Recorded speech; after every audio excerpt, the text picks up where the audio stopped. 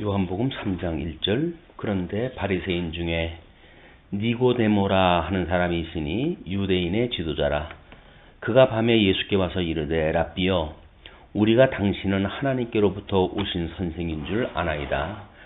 하나님이 함께 하시지 아니하시면 당신이 행하시는 이 표적을 아무도 할 수 없음이니이다. 예수께서 대답하여 이르시되 진실로 진실로 내게 이르노니 사람이 거듭나지 아니하면 하나님의 나라를 볼 수 없느니라. 니고데모가 이르되 사람이 늙으면 어떻게 날 수 있사옵나이까? 두 번째 모태에 들어갔다가 날 수 있사옵나이까? 예수께서 대답하시되 진실로 진실로 내게 이르노니 사람이 물과 성령으로 나지 아니하면 하나님의 나라에 들어갈 수 없느니라. 육으로 난 것은 육이요 영으로 난 것은 영이니 내가 네게 거듭나야 하겠다 하는 말을 놀랍게 여기지 말라. 사람이 임의로 불매 바람이 임의로 불매 내가 그 소리는 들어도 어디서 와서 어디로 가는지 알지 못하나니 성령으로 난 사람도 다 그러하니라. 니고데모의 예수님과의 문답 내용 중 앞에 부분입니다. 오늘 우리가 확인할 내용이 교재 7쪽에 중생된 인간의 부분입니다. 먼저 중생에 대한 개요를 들어감에 있어서 중생이란 무엇인가 이렇게 되어 있어요. 아담 타락 이후 모든 인간은 죄와 허물로 죽어서 태어난다. 그리고 사단의 노예로서 죄인으로 태어나 범죄하며 살아간다.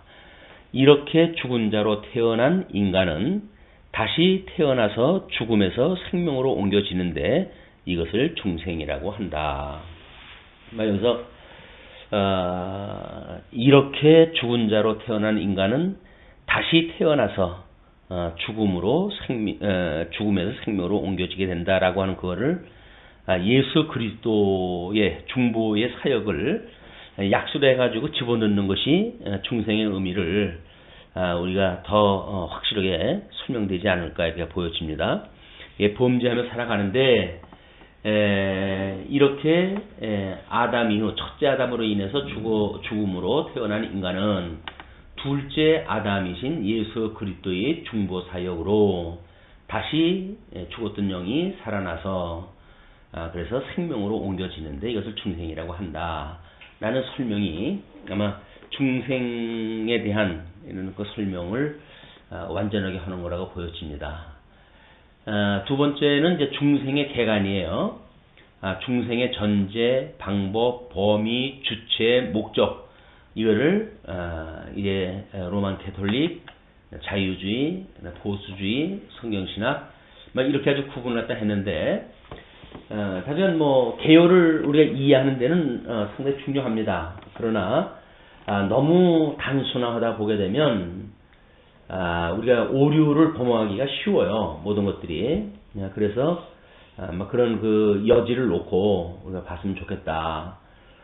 그래서 한마디로 그 이야기가 맞는지에 대한 그런 그 시비가 있게 되면 할 말이 없게 되거든요. 야, 우리가 언제 그렇게 얘기했냐? 그러면 할 얘기가 없어요. 그냥 연구한 입장에서 봤을 때 그렇다 이렇게 이제 정의가 되어진 거기 때문에 좀 더 여지를 남겨놓고 설명하는 것이 우리가 어떤 그 나름대로 양극단화 시킨다든가 하는 것로부터 좀 자유로워지지 않을까 생각합니다. 먼저 이제 중생의 그 전제에 대하여 로만 카톨릭에서는 인간의 범죄에다가 둔다 이렇게 이야기를 하고, 자유주의는 인간의 범죄에다 둔다 이렇게 이야기를 하고, 보수주의는 인간의 범죄에다 둔다. 이게 전부 인간의 범죄에다가 이제 그 중생의 전제를 둔다는 거죠. 근데 성경신학만큼은 이제 그리스도 안에서의 예정, 선택을 전제로 둔다는 그런 그 이야기로 되어져 있잖아요. 근데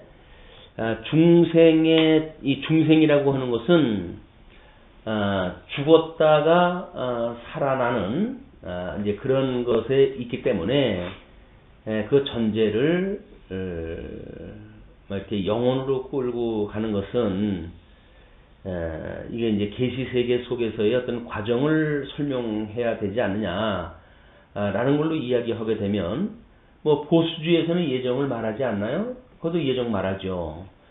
자유주의도 예정 다 말합니다. 로만 가톨릭에서도 예정을 말해요. 물론 우리들이 이해하고 있는 예정과 조금씩 차이는 있을망정 예정을 다 이야기하고 있다. 그러므로 이분들이 전제를 한 그런 거로부터 우리가 이제 설명을 풀어나가야 된다.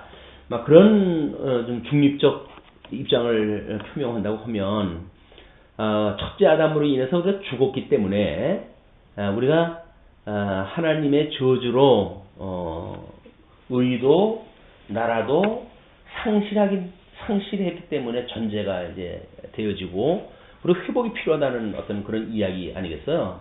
그러니까는 다른 신학에서 전제를 왜 거기다 두었는가의 형평성을 맞춰서 설명하는 것이 나름대로 이제 어떤 우월을 가리는데 필요하지 않을까. 물론 뭐 그 상위 개념으로 이제 해석을 하는 것이 뭐 우리 라피의 토론 방법이라고 하지만, 너무 궁극적인 걸로 끌고 올라가게 되면 서로 시비를 가리키기 어렵습니다. 왜냐면 다른 사람은 밥이 지르냐 되냐라고 하는 걸 이야기를 하는데, 뭐 한쪽에서 밥만 먹는 거냐 뭐 이렇게 이야기를 해버리게 되면, 물론 떡도 먹는 거고 빵도 먹고 그러는 거죠.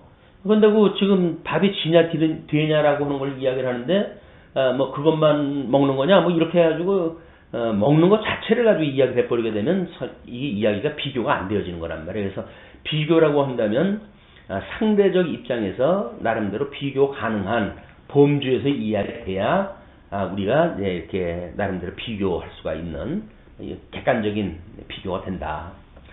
그래서 예정이라고 하는 근본적인 뭐 창세전에 하나님의 뜻을 설명하는 것보다는 여기서는 이제 인간의 범죄라고 하는 것으로 놨으니까, 우리는 인간의 범죄가 아니라 우리 첫째 아담으로 우리가 저주를 받았고, 그분 한 분만으로 죄가 세상에 들어왔고, 그래서 복도 나라도 상실하는 상태였었는데, 둘째 아담이신 예수님으로 인해서 회복이 되어진단 말이에요. 그럼 회복되어지는 그 상태를 우리가 중생이라고 그러니까, 적어도 에덴의 상실이라든가 아니면 양대 언약의 상실이라든가, 또는 우리 아담의 이제 영적 죽음이라든가 이런 어떤 창조 이후의 것으로 설명하는 것이 이해하기도 쉽죠. 성경신학을 이해하기도 쉽습니다.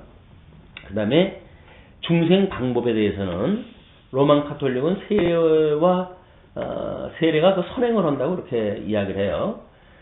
그래서 나름대로 세례와 선행으로 이야기를 해가지고 세례가 중생의 요소가 되어지고 선행도 구원의 하나의 수단이 되어지는 걸로 이제 설명이 되어진다는 거죠.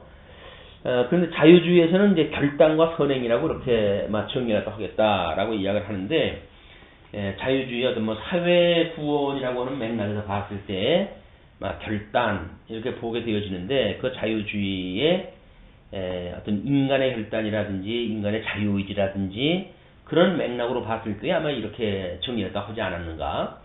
결단과 선행이다 이렇게 봤다고 그래요. 그 다음에 이제 보수주의에서는 믿음의 결과다 이렇게 이야기를 하는데, 중생의 방법이 결과라고 보는 거는 아마 그 해석이 제대로 되질 않은 것 같죠. 중생의 방법이 만약에 믿음이라고 한다면, 믿는 그 믿음을 통해 가지고 우리가 구원을 중생된다라고 이야기를 하면 모를까, 믿음의 결과다 이렇게 이야기를 하는 것은 아닌 것 같아요. 왜냐면 구원의 서정을 보게 되면 우리가 소명으로부터 시작이 되잖아요. 이제 소명, 그 다음에 우리 불렀던 이 소명을 갖다 하는 것이 이제 물론 이제 여기에 예정 선택이라고 하는 것으로부터 시작이 되지만, 우리를 불러내셨다는 이야기는 우리가 들을 수가 있어야 이 소명에 대답을 할 수가 있는데, 우리는 죽어 있기 때문에 소명을 할 때 대답을 할 수가 없어요. 그래서 하나님께서는 바로 우리를 중생을 시키셔야 비로소 우리가 영이 살아나고, 그 영이 살아남으로 해가지고 우리가 죄인인 걸 깨닫게 되어지고, 그래서 중생되어진 우리의 영이 죄를 깨닫게 되어져서 회개에 이르게 되어집니다. 회개에 이르렀을 때 주님께서 우리에게 믿음을 주시고 이 믿음을 보시고 우리를 갖다가 의롭다고 칭해 주시는 거거든요. 그러니까 칭의라고 한다면 믿음 뒤에 나오는 설명이 맞아요. 근데 지금 중생에 대한 걸 논하기 때문에 이 믿음이 전제라고 하는 건 말이 맞지는 않습니다. 중생이라고 하는 것은 믿음 이전의 구원의 서정이거든요. 칭의, 양자, 그리고 우리 이제 성화, 그다음에 견인, 영화. 우리 이제 개혁교회에서 이야기하는 구원의 서정이란 말이에요. 구원의 서정이라고 하는 어떤 그런 입장에서 보게 되면 그 믿음의 결과로 중생을 받다든지 이렇게 하는 거는 그분들이 구원의 서정을 부정하는 것이 아니잖아요. 이 목차를 그대로 인정을 하고 있는데 그렇기 때문에 여기서 설명한 거는 믿음의 결과로 본 거는 자의적인 해석이 아니었을까 이런 생각이 듭니다. 일단 그 보수주의에서는 철저하게 우리들의 이 중생이라고 하는 거는 부르심 이후에 주신 것으로 이렇게 설명을 하고 있다. 그 다음에 이제 성경신학은 중생의 방법이 성령으로 나는 것을 말한다 이렇게 이야기를 해요. 물론 성령으로 말미암지 않고는 이제 여기서 이야기를 했잖아요. 우리 본문 아까 읽었던 대로 이제 그 거듭나야 하겠다 하는 그런 그 말은 영으로 나는 것이다. 물과 성령으로 나지 않으면 하나님 나라에 들어갈 수가 없다. 이제 그런 그 이야기니까 성령으로 인해 가지고 났다. 이제 그런 그 이야기예요. 그래서 아마 그렇기 때문에 여기서 성령으로 남이라고 한 걸 썼는데 보수주의라고 해가지고 요한 복음 이 성경 구절을 부정하지는 않아요. 그 사람들도 성령으로 난다라고 하는 건 다 이제 전제가 되어졌거나 이야기를 하지. 이렇게 성경신학과 구분을 정가지고 어떤 건 옳고 어떤 건 그르고 이런 식으로 비교는 매우 위험하다. 그렇게 이해를 하시고 넘어가면 좋겠습니다. 그 다음에 중생의 범위 이렇게 되어 있어요. 그거를 로만 가톨릭에서는 사회야 개인으로 본다. 그 다음에 자유주의에서는 사회로 보고 보수주의에서는 개인으로 본다. 이렇게 이야기를 했는데 이것도 중생의 범위를 그렇게 보는지 이런 것도 많은 부연 설명이 필요한 것 같습니다. 사회가 중생이 된다고 하는 것이 어떤 그 의미일까? 예수 그리스도의 복음으로 말미암아서 이제 우리가 사회의 구원을 말한다는 이야기는 어떤 성도의 개인 한 사람 한 사람에 대한 것보다는 주님의 몸된 교회의 갱신 또는 그렇게 그런 광의적인 의미로 설명이 되어진 거지. 사회라고 하는 그런 보편적인 사회의 어떤 구원을 말하는 것은 아니라고 보여집니다. 물론 이제 사회의 구원을 우리가 목적으로 해가지고 나름대로 메시지를 전하고 교회라고 하는 것은 사실은 사회에서 죽었던 사람들이 거듭나고 중생되어져 가지고 교회 안으로 들어오는 거거든요. 부르셨다라고 하는 것이 이제 교회라고 하는 뜻이기 때문에 우리 교회로 들어가는 거거든요. 근데 보통 이제 교회에서 어떤 이런 사회 구원을 위해 가지고 이제는 교회로 들어오는 것이 아니라 사회로 나가야 된다. 이제 이런 그 표현을 다 해요. 그러면 사회로 나가야 된다고 하는 그것이 교회 이 어떤 죽었던 영이 살아나가지고 하나님의 나라라고 하는 맥락을 보게 되면 가나안 땅에 들어와서 사는 것이 이것이 하나님의 나라에 들어오는 것이지. 신학적인 의미로 해가지고 예루살렘 온 유대 사마리아 땅까지를 복음 미친 거 되어진다고 해가지고 예루살렘에서 또는 유대에서 이들이 바깥으로 나갔다. 이것이 교회가 아니라는 거예요. 이 사람은 나가서 교회를 세움으로 해가지고 결국은 어둠에 있던 사람들을 다시 교회로 이렇게 들어오게 하는 일을 갖다 하는 거지. 전도하러 바깥으로 나가는 거를 이걸 교회 바깥으로 나간다. 이런 의미로 쓰는 것이 아닙니다. 교회의 확장에 대한 의미이기 때문에. 그래서 아마 많은 나름대로의 어떤 설명이 필요하기도 하고 또는 그동안에 오해가 이제 그분들도 마찬가지고 오해가 있었다고 한다면 교회 간에 대한 특별한 정의가 필요하다 이렇게 보여집니다. 중생의 범위를 이제 개인이냐 사회냐라고 하는 걸로 보았는데, 아마 우리는 이제 영으로 우리 태어난다고 하는 걸로 봐가지고는 개인의 영혼이라고 하는 그런 그 부분에 지금 포커스가 맞춰져 있거든요. 영적으로 우리가 다시 죽었던 영이 살아났다, 그런 그 일이기 때문에 개인이라고 한다면 육체까지 포함되어진 거 아니에요. 그럼 육체도 또 중생되는가, 이제 그런 그 문제가 남거든요. 근데 육체는 중생이 되어지는 것이 아니라 성화되어지고 그리고 신령한 몸으로 나중에 변화를 입는 거기 때문에 이런 중생의 개념하고는 달라요. 중생은 죽었던 자가 살아나는 것이다 라고 하는 것을 우리가 분명히 하기 위해서는 개인의 영혼에 대한 이야기다, 이렇게 구분을 갖다 짓는 것이 더 명확하지 않을까. 물론 거듭나고 중생한 그 영으로 인해 가지고 성령의 소욕을 우리가 갖게 되어지고, 그리고 나름대로 성령의 열매를 맺어서 우리가 가지고 있는 몸도 성화가 되어져 가지요. 그러나 그 성화되어져 가는 것을 중생이라고 하지는 않거든요. 중생이라고 하는 건 거듭남을 이야기하는 거기 때문에, 그래서 명확하게 구분을 차별화를 갖다 하려고 한다면 그렇게 차별을 하는 것이 오히려 낫지 않을까.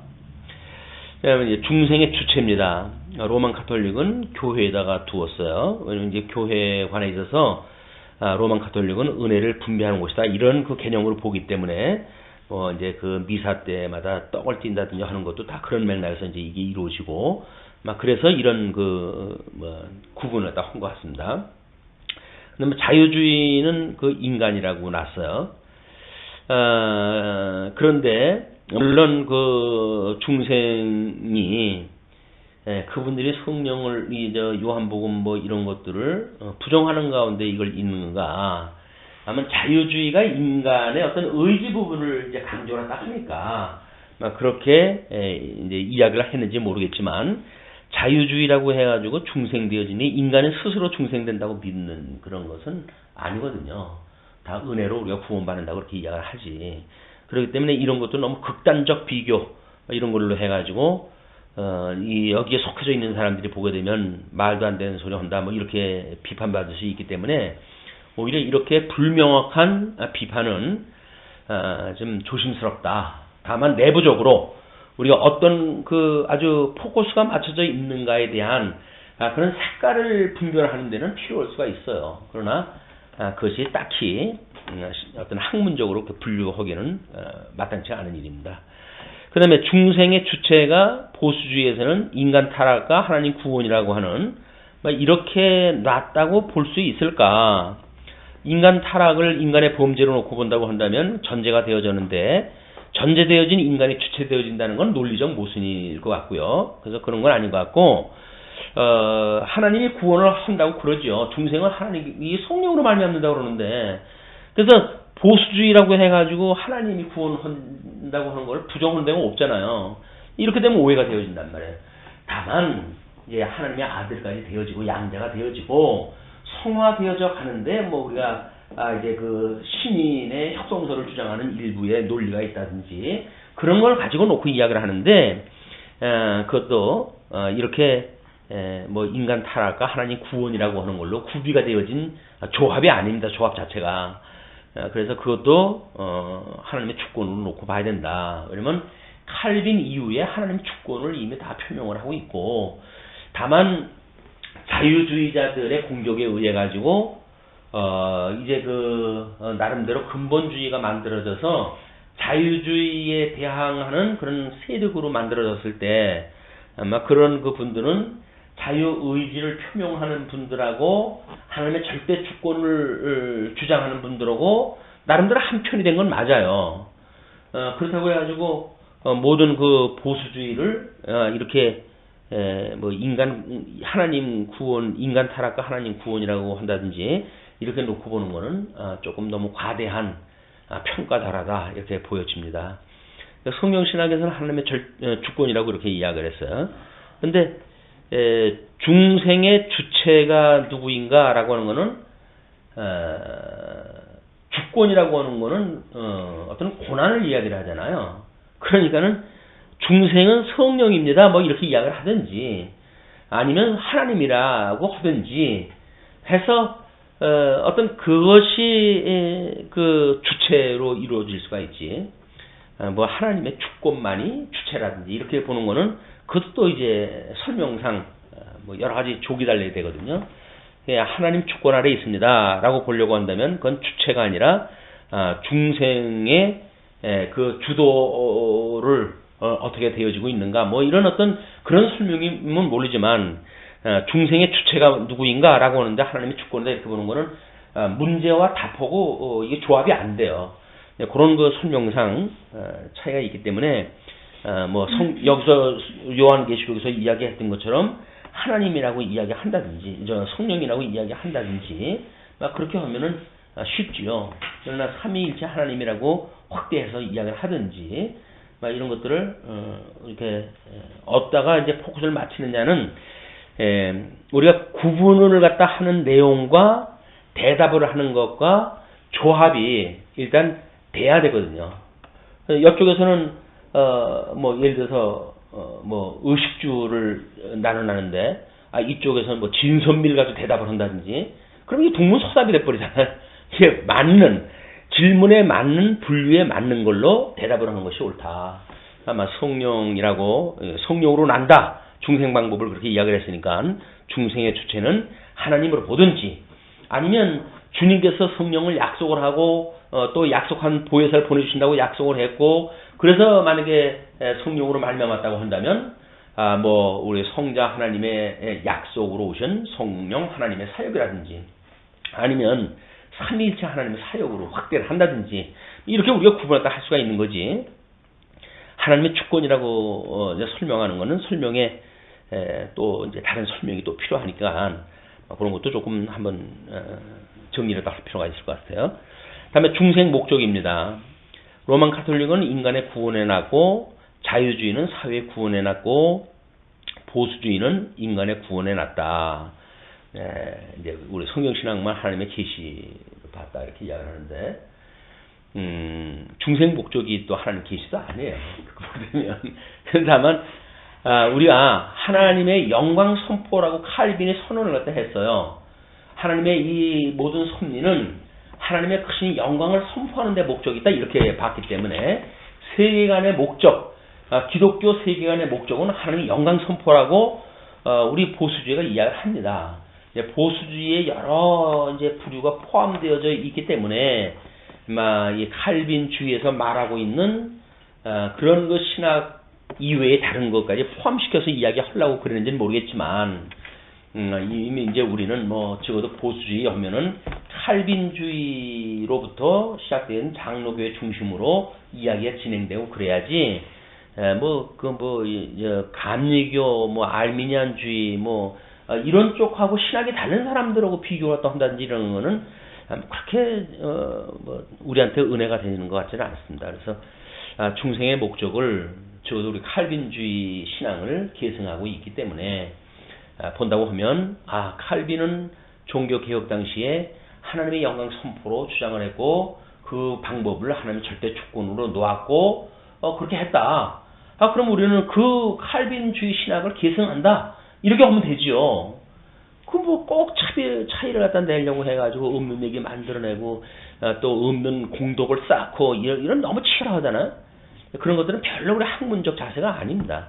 그래서 칼빈이 이미 500년 전이나 하나님의 절대 영광을 계시의 목적으로 했고 세계 목적으로 했고 방법을 하나님의 주권으로 놨다고 한다면 우리는 그 절적으로 지지한다. 그것을 이제 칼빈이 그렇게 해왔음에도 불구하고 시간이 가면서 이중예정론을 이제 부정하거나 포기하거나 하는 사람들이 만들어져요. 그러면 뭐 인간이 로봇이란 말이냐? 하나님이 다 절대 주권으로 해가고 하나님이 영광 계시로 해서 이야기를 한다면 그럼 인간은 뭐냐? 뭐 이런 그 문제를 제기하는 사람들이 있으니까 그 사람들이 이중예정론 우리 못 믿겠다 이렇게 하는 사람들이 나타나요.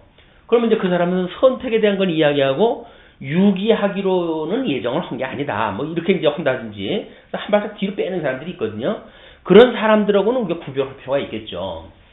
그러나 칼빈주의를 지향하는 사람들은 예정도 다 믿고 그리고 또 이렇게 뭐 우리 구원의 서정도 다 동의했다 하고 같은 교리신학적 배경을 가지고 공부를 하기 때문에 뭐 이렇게 극명하게 차이가 나는 걸로 이야기를 하면은 한마디로 저희만 잘난 척한다고 그런다고요. 그러면 뭐 그렇지 않은 걸로 이해하는 사람들이 쟤네들은 뭐냐 뭐 이렇게 해가지고 오히려 경계를 하게 되어지거든요. 쟤네들이 이상한 소리 한다 이렇게 되어져서 별로 신학적 어떤 진전적 발전을 위해서도 도움이 안 되는 이런 이야기다. 그래서 그냥 뭐 믿음의 선배들이 좋은 걸 우리가 계승을 했다고 한다면 쿨하게 인정하다 해야죠. 이미 500년 전서부터 종교개혁 당시서부터 칼빈은 하나님의 절대 영광을 그 영광 계시를 세계관의 목적으로 두었고 세계관의 그 방법을 하나님 절대 주권에 놨다. 그것을 우리는 계승한다. 칼빈의 그 뭐 이중 예정론 우리는 절대적으로 지지한다. 이렇게만 해도 칼빈이 이야기한 얘기 다 우리가 할 수가 있다는 거 아니야? 그럼 뭐 아닌 것처럼 뺀다고 해가지고 뭐 다른 얘기하는 것도 아니고 했던 얘기 하는 얘기인데 그럴 필요가 없어요. 그러니까 우리가 지금 추구하고 있는 신학이라고 하는 거는 철저하게 성경을 바탕으로 하는 거기 때문에 다른 이야기 하는 게 없습니다. 역대의 믿음의 선배들이 했던 이야기를 더 분명히 하고 또 조금 미진했던 그런 그 부분들을 진전적 발전에 의해서 설명했다 하는 거지. 뭐 어떤 시비를 가지고 너희들은 잘못했고 우리 거만 오라 이렇게 이야기를 하는 게 아니란 말이에요. 너희들이 이렇게 이야기를 했는데 그동안 철학이나 신학계에서 이러한 그 질문이 있었는데 그 대답을 보면 뭐 못했다든지 그런데 성경적으로 보니까 그 대답이 이렇게 쿨하게 할 수 있다든지 그냥 대안을 제시하는 정도로 이게 이제 비교가 되는 것이 매우 신사적 방법으로 신사적인 학문을 연구하는 사람들의 자세다 보여집니다. 마치 뭐 정치판에서 인신공격 하듯이 이렇게 말하는 거는 별로 이런 거를 설명하는 사람도 덕이 안 돼요. 덕이 안 된다는 이야기는 이걸 이제 뭐 만약에 강의를 갖다 해야 된다고 그러면 이거대로 강의를 갖다 해야 된다고 한다면 얼굴이 뜨거워서 어떻게 강의를 합니까? 그렇게 할 수가 없다. 이제 이런 그 차이에 대한 분별은 내부적으로 그 설명을 우리가 색깔을 구별해내는데 비슷비슷하니까 그런 거에 도움이 되어지는 어떤 그런 정도로 이해가 다 하시고 문자적으로 해가지고 이 사람들은 완전히 다르고 뭐 우리만 완전히 옳고 이런 개념으로 듣지 않으셨으면 좋겠어요. 네, 다음에 이제 그 중생된 인간의 특성입니다. 예, 정령으로 거듭난 인간에 대한 그 내용을 선악과 그 7페이지에서 8페이지로 넘어가죠. 네, 그렇게 해가지고 구분을 출생과 중생 이제 두 가지로 놨어요. 그 출생이라고 하는 것은 육적 출생을 이야기를 하는 겁니다. 그죠? 육적 출생을 했을 타락인으로 우리가 나니까 그 근원을 썩어질 씨다. 이제 이렇게 구분했다 했어요. 썩어질 씨. 왜냐면 육체는 다 썩으니까 우리 몸은 다 가루로 되어져 있어서 죽을 수밖에 없고 그리고 그 출생되어지는 거는 생육번성하라고 했던 뭐 하나님의 그 육적 계시의 방법에 의해서 혈육강도로 해가지고 우리가 이제 출생이 되어지는 거죠. 근데 방법에 있어서 그것을 육신으로 낳았다 이제 이렇게 이야기를 하는 거예요. 뭐 육신이니까 육신으로 낳은 걸로. 그다음에 이제 성질은 육체의 소용을 가지고 있다.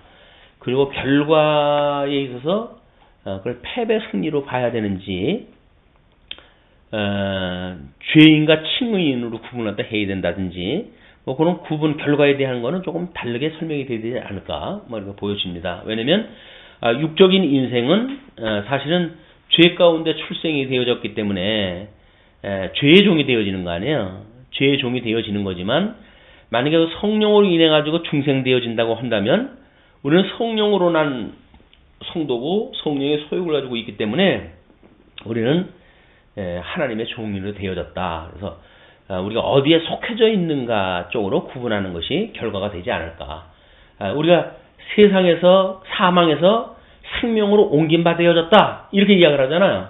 그럼 이제 이거는 아래 거는 위에 거 육체로 난 거는 사망의 세계고 그 다음에 거듭나고 중생한 거는 생명의 세계니까 사망에서 생명으로 옮겨졌고 라고 하는 설명으로 결과를 놓고 보는 것이 더 명확한 그런 그 구분인 것 같아요. 그 다음에 뭐 우리가 이제 그 육신의 뭐 성질의 그 부분을 소욕이라고 하는 것으로 이제 구분하는 것도 또 뭐 많은 설명이 필요하고 하지만 일단 이렇게 구분을 했으니까 그리고 이해할 수 있으니까 일단 그건 그렇게 넘어가고요. 중생인이라고 하는 그거는 안썩을 씨로 됐다. 베드로전서 1장 23절 말씀을 성경 근거로 제시를 갖다 했어요. 그리고 도구를 말씀이다. 이렇게 이야기를 했어요. 근데 이 말씀이 과연 무엇이냐라고 하는 것이 중요한 거예요. 중생이라고 하는 그것이 우리를 앞에서 이야기할 적엔 뭐라 그랬어요? 우리가 그 중생되어지는 그런 것들을 나름대로 뭐 방법을 성령으로 났다 이렇게 이야기를 했는데 여기 와가지고는 중생이 성령으로 나는 것 이외의 도구를 말씀으로 놓고 봤단 말이에요. 근데 말씀이신 예수 그리스도를 이야기하는 거냐, 아니면 성경 구절을 놓고 이야기하는 거냐, 이런 거는 우리가 이제 구분을 할 필요가 있어요. 그래서 베드로전서 1장 23절을 보시게 되면 베드로전서 1장 23절을 보시게 되면 너희가 거듭난 것은 썩어질 씨로 된 것이 아니요 썩지 아니할 씨로 된 것이니 살아있고 항상 있는 하나님의 말씀으로 되었느니라 그러잖아요. 그 이야기는 항상 있고라고 하는 그 이야기는 하나님이 가지고 계셨던 뜻, 그것이 실현되어지는 그런 그 이야기야. 그러니까 하나님의 언약대로 이루시는 역사 섭리가 말씀이란 말이야. 그리고 주기도 할 때 뭐라 그래요? 일용할 양식을 주시었고 그러잖아요. 그 일용할 양식이라고 하는 거는 하나님의 뜻이 하늘에서 이루어진 것처럼 이 땅에서 이루어지는 일인데 이 땅에서 이루어진 거를 계시하시는 것이 뭐냐면 성경이란 말이에요. 근데 그 성경이 말씀이니까 우리는 말씀을 달라고 이렇게 이야기를 하잖아요. 일용할 양식을 달라고 그러잖아요. 그러니까 여기서 이야기하는 그 중생의 도구로서의 말씀이라고 하는 그거는 아마 이제 이 1장 23절에서 이야기했던 것처럼 너희가 거듭난 것은 항상 있는 하나님의 말씀으로 되었다. 이런 걸 이야기를 하는 것 같아요. 근데 이 말씀은 이미 운동력이 있어가지고 언약하신 대로 이루어 하시는, 그래서 우리가 말씀, 운동 이렇게 이야기했을 때 로고스, 그 다음에 에르게니아라고 하는 어떤 하나님의 언약이 성취되어진 개념, 하나님의 의의가 드러난 상태, 이걸 이제 우리가 이야기를 하기 때문에 여기서 말씀이라고 그냥 이렇게 정리를 해버리게 되면 어떻게 돼요? 그래, 이 중생이 되어진다는 이야기는 말씀을 여기서 뭔가 들어야 중생되어진다고 하는 그런 오해가 이제 있잖아요. 예. 그래서 이 성경대로 표현을 또 하려게 되면 여기서 살아있고 항상 있는 하나님의 말씀, 그렇게 이야기를 해야 운동력 있는 그런 그 말씀의 능력이 우리로 하여금 중생을 시켜간다. 이제 그렇게 보여지는 거죠. 그 다음에 이제 그 방법에 대해서는 성령으로 나는 것이다. 이야기를 했고, 성기는 성령의 소욕이다. 마찬가지로 결과라고 하는 그거는 우리가 어디에 속해져 있는가, 그런 맥락으로 봤을 때 생명에 속해져 있다. 이렇게 보는 것이 아마 그 구분을 갖다 하는 원리상 맞지 않는가 싶습니다. 다음에 이제 하나님의 아들이 되었다. 이제 우리가 이야기를 한단 말이에요. 이거를 우리가 논리적으로 보게 되는데 양자가 되어졌다. 그 이야기죠. 중생이는 중생이 되어졌고, 그리고 양자가 되어졌다. 그래서 아마 성경에 그런 그 일이 많습니다. 부르심과 중생과 하나님의 아들이 되어진 것 해가지고 구원의 서정 중에 몇 가지만 찍어가지고 성경 구절에 나오는 것들이 제법 있어요. 그러니까 그것이 절대적인 것이 아니라 그거는 이런 과정 중에 어떤 몇 가지를 짚은 요약적인 설명이라고 이해하는 것이 좋을 것 같습니다. 그래서 하나님의 아들이 된 인간 해가지고 17절로 해가지고 로마서 8장 13절을 이야기를 했어요. 그러면 로마서의 8장 13절 내용을 보시게 되면 나름대로 이야기한 것이 13절에 뭐라고 그러냐면 이렇게 시작이 됩니다.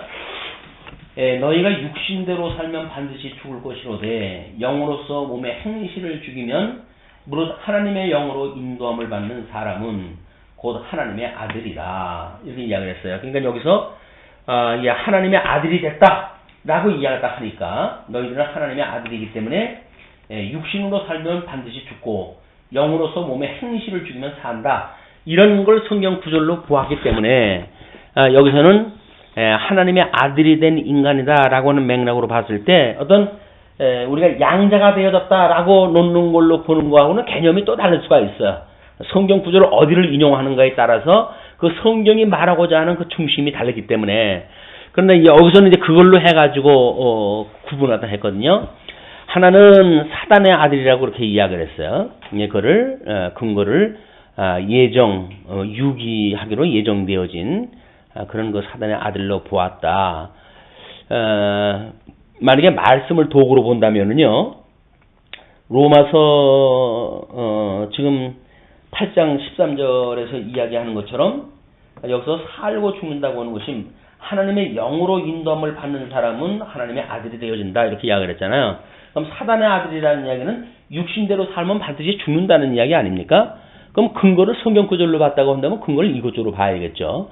그러나 여기서 이제 너무 근본적인 거, 성경 구절은 하위의 걸 인용하고 근거는 매일 근본적인 걸 인용한다고 했을 때는 이제 또 도전을 받겠죠. 성경 근거 제시한 것이 그게 아닌데 왜 거기까지 끌고 올라가지고 이야기하느냐 이렇게 볼 수가 있는 거니까. 그래서 사단의 아들, 이렇게 하나님의 아들이 된 인간을 구분할 때 거듭나고 중생되기 전에는 우리가 죄의 종으로 살더니 그것은 결국 사단의 아들이라는 이야기니까. 그래서 아담 한 사람으로 죄가 들어왔고 우리는 그로 말미암아서 죄에 속해져 있는 인간이다. 이런 걸 정도로 근거를 갖다 삼는 것이 오히려 적합하지 않을까 싶습니다. 그 다음에 이제 그 상태는 사형체라고 이렇게 이야기를 했어요. 영이 죽어져 있는 몸을 갖다 이야기를 하죠. 창세기에서는 그걸 육체가 되었다 이렇게 이야기를 하죠. 타락되어진 인간을 육체가 되었다 이렇게 이야기를 합니다. 방법은 그리스도 불신으로 나오는데 물론 여기서 이제 하나님의 그 말씀을 믿지 않는 자 이런 것들이 죽은 자로 이게 설명이 되어지기 때문에 아마 그렇게 설명을 한 것 같습니다. 그러나 그리스도 불신 하나님을 믿지 않음으로 해가지고 원인이라든지 이런 것은 될 수 있어도 방법은 아닌 것 같아요. 그냥 자연인이에요. 자연인. 그래서 우리 타락에는 자연이라고 그래요. 왜? 그냥 죄 중에 잉태되어진 것이 자연스러운 현상이니까 그걸 딱히 어떻게 해가지고 불신자가 되어지는 게 아니라 태어날 때 이미 불신자로 태어난 거예요. 그래서 그렇게 구분했다 하게 되어졌고 그 다음에 이제 이건 택자냐 불택자냐 이렇게 이제 구분되어진 어떤 구분 방법인 것 같아요. 그냥 불택자들은 공의의 영광을 찬송한다. 떨리고 두려운 마음으로 하나님을 찬송하는 것이고 그 다음에 구원받은 택자들은 은혜의 영광을 찬송한다. 이런 식으로 구분했다 하기 때문에 이 사단의 아들과 하나님의 아들로 구분을 했다 조금 그것이 아닌 것 같아요. 그래서 하나님의 아들라고 하면 우리가 택자냐 불택자냐 놓고 이런 방식으로 분류가 되든지 하나님의 아들이 되어졌다고 한다면 자연인과 그 다음에 중생인으로 구분이 되어진다든지 하는 것이 더 자연스럽지 않을까 보여집니다. 다음에 두 소욕을 가진 인간이라고 이렇게 이야기를 했어요. 그래서 하나는 육체의 소욕을 가지고 있고 하나는 성령의 소욕을 가지고 있다. 출생되어진 근거를 보게 되면 몸으로 육체로 나아진 것은 육체의 소욕을 가지고 있고 그건 사단의 그 영역 아래 놓여져 있다. 이제 그런 이야기죠. 그래서 그거는 하나님의 악이다. 이렇게 이제 구분했다 했어요. 하나님의 악이라고 하는 것은 절대 이성적 기능에 하나님의 싫어하심 속에 포함되어져 있는 인생이기 때문에 그렇게 놓은 것이고 성령의 소욕에 의해 가지고 중생되어진 사람들은 이제 그걸 성령이라고 이렇게 구분했다 했고 그거는 하나님의 선이라고 하는 것으로. 근데 이것도 또 이제 오해의 여지가 있는 것이 중생이라고 하는 건 말이에요. 우리 영은 살아났지만 중생은 사망 권세 아래 있는 거 아닙니까? 그래서 이 중생 되어진 사람이 생명 세계와 사망 세계에 걸쳐 있는 이거를 중생인이라고 하기 때문에 중생인은 성령의 소욕을 가지고 있고 뭐 자연인은 육체의 소욕을 가지고 있는데 그게 아니에요. 중생인 자체가 이 두 소욕을 가지고 있는 거라니까요. 중생인이. 그냥 이렇게 구분이 만약에 되어지게 되면 중생인에 대한 설명도 제대로 안 되고 이 설명이 안 되는 것과 동시에 설명이 왜곡되어지기 때문에 이제 우리가 오해를 하게 되어진다. 그래서 우리 이제 이 영과 육이라고 하는 두 가지 요소를 가지고 하나님이 사람을 지으셨는데 죽었던 영을 아까 이제 영이 살아나는 걸 우리가 중생 거듭남이라고 이야기를 했으니까 영을 살려주시고 그런 상태로 우리의 마음이 육과 영이라고 하는 그 사망 세계와 생명 세계에 걸쳐져 있는 이런 그 마음이고 그 마음이 두 마음을 가져가지고 하나는 육체에 속한 마음과 성령에 속한 마음을 가지고 있기 때문에 성도는 두 마음을 가지고 있는 것이다. 이렇게 보여지는 거거든요. 그러니까 중생인 자체가 두 마음을 가지고 있지 오히려 육체의 소욕에 매여져 있는 그 자연인들은 그 사람들은 100% 육체의 소욕이에요. 우리는 육체의 소욕도 있고 성령의 소욕도 있고 그래서 이렇게 양극단으로 해서 구분되지는 않습니다. 중생인도 육체의 소욕을 가지고 있으니까 그런 그 설명 방법이 조금 오해가 있을 거라고 보여져요. 그래서 우리 거듭나고 중생한 우리의 영혼, 우리 뭐 이제 로마서 설명을 하면서 타락이라는 설명을 적에 제가 뭐 이제 인간의 하나님 앞에 우리가 이제 타락되어진 상태 그런 그 개념을 로마서를 통해 가지고 설명을 갖다 해드렸잖아요. 로마서 이제 그 1장에 아마 그 18절 보시게 되면 하나님의 진노가 불의로 진리를 막는 사람들의 모든 경건하지 않음과 불의에 대하여 하늘로부터 나타나니 이는 하나님을 알만한 것이 그들 속에 보임이라. 그래서 아담을 지으셨을 때 이미 하나님을 알만한 것들이 다 보였죠. 하나님께서 이를 그들에게 보이셨다. 그러나 창세로부터 그의 보이지 아니하는 것들 곧 그의 영원하신 능력과 신성이 그가 만드신 만물에 분명히 보여 알려졌으나 그러므로 그들이 핑계하지 못할지니라. 그런데 하나님을 알되 하나님을 영화롭게도 아니하며 감사하지도 않고 오히려 그 생각이 허망하여지고 타락되어졌을 때 이야기예요. 이거 이제 생각이라고 했어요. 우리가 이걸 영성이라고 이야기를 했고, 이걸 지성이라고 이야기를 했고, 그 다음에 이걸 신성이라고 이야기를 했고, 이걸 감성이라고 이야기를 했고, 이걸 덕성이라고 인격적 구분을 했을 때, 이 마음의 세 가지 요소가 이제 우리 지정의라고 하는 것으로 이제 구분된다고 그러지 않았어요. 사전적 의미로 해가지고 마음이라고 하는 것은 우리들의 생각과 우리들의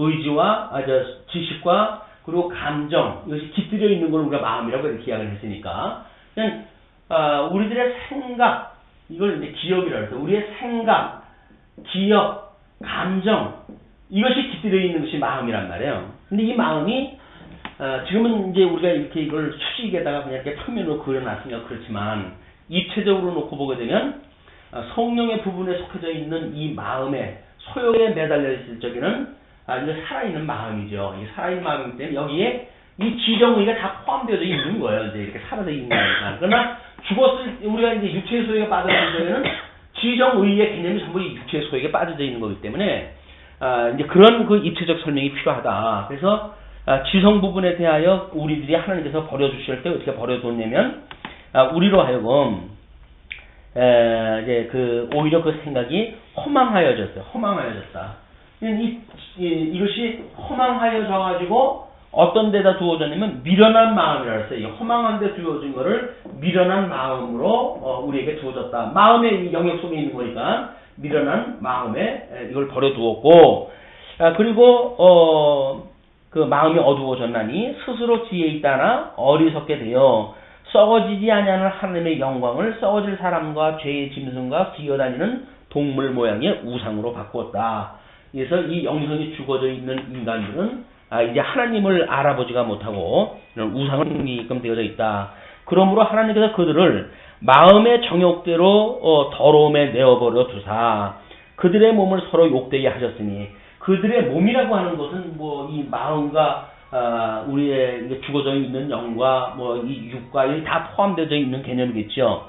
그거를 우리를 마음의 정욕대로 우리를 두었다. 마음 전체 마음의 정욕대로 두었다. 그래서 뭐 우리가 오전에 공부한 것처럼 우리가 육체의 소욕 또는 안목의 정욕, 이생의 자랑 이런 걸 전부 포함해서 우리가 정욕이라고 이렇게 구분할 수가 있겠죠. 그런데 이는 그들의 진리를 거짓 것으로 바꾸어 피조물을 조물주보다 더 경배하고 섬김이라 영원히 찬송할 일시로다. 아멘. 이 때문에 하나님께서 그들을 부끄러운 욕심에 내어버렸다. 부끄러운 욕심이라고 하는 것이 여기 이 감정 부분에 여기 욕심, 부끄러운 욕심에다 부끄러운 욕심. 그러니까 부끄러운 욕심에 내어버려 주었으니 곧 그들의 여자들로 순리대로 쓸 것을 바꾸어 영리로 쓰며 동성애 문제가 나오죠. 그 다음에 28절로 해가지고 또한 그들이 마음에 하나님 두기를 싫어함에 하나님께서 그들을 상실한 마음대로 내어버렸다 그랬어요. 상실한 마음. 이 상실한 마음대로 내어버려 두사. 이 마음이 여러 가지 나뉘게 됩니다. 상실한 마음대로 내어버려 두사.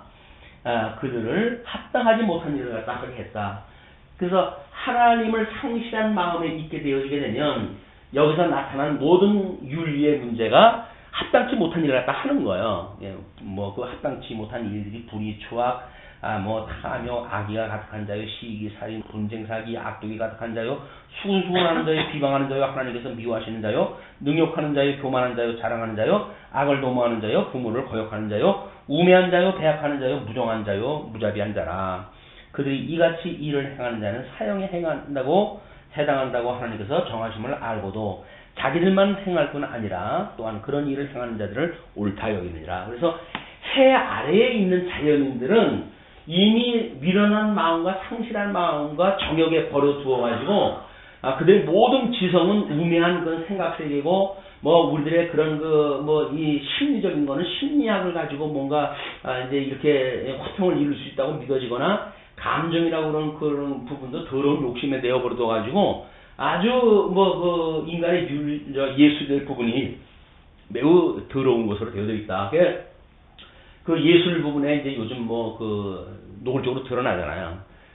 인간들이 어떻게 그 예술을 추구해가는가 그런 게 드러나고 있기 때문에. 그래서 타락한 심성이 이렇게 되어 있는 거예요. 근데 요런 인간을 하나님께서 이제 중생을 시키셨으니 그래서 성령의 소욕으로 났을 때 그거는 성령이 주관하다 하시는데 그건 하나님의 선이라고 하는 어떤 그런 것이 아니라 성령의 열매라고 하는 쪽으로 이야기를 해야 두 가지 요소 중에 한쪽에 치우친 어떤 열매를 우리가 받는 걸로 설명이 되지 않을까 그렇게 생각이 듭니다. 그래서 성령으로 거듭난 우리들이 사는 성령의 소욕, 사랑과 희락과 화평과 오래 참음, 자비, 양선, 오는 전체 출성 이렇게 해가지고 우리에게 주시는 성령의 열매가 있고 또 육체의 소욕이 주는 마음이 있단 말이야. 그 두 가지를 성경이 제시하는 대로 구분하다 하는 것이 좋겠다 이런 생각이 듭니다. 그래서 두 소욕을 가지고 있기 때문에 육체의 소욕은 철저하게 자연인에 가지고 있던 속성을 그대로 가지고 있는 것이고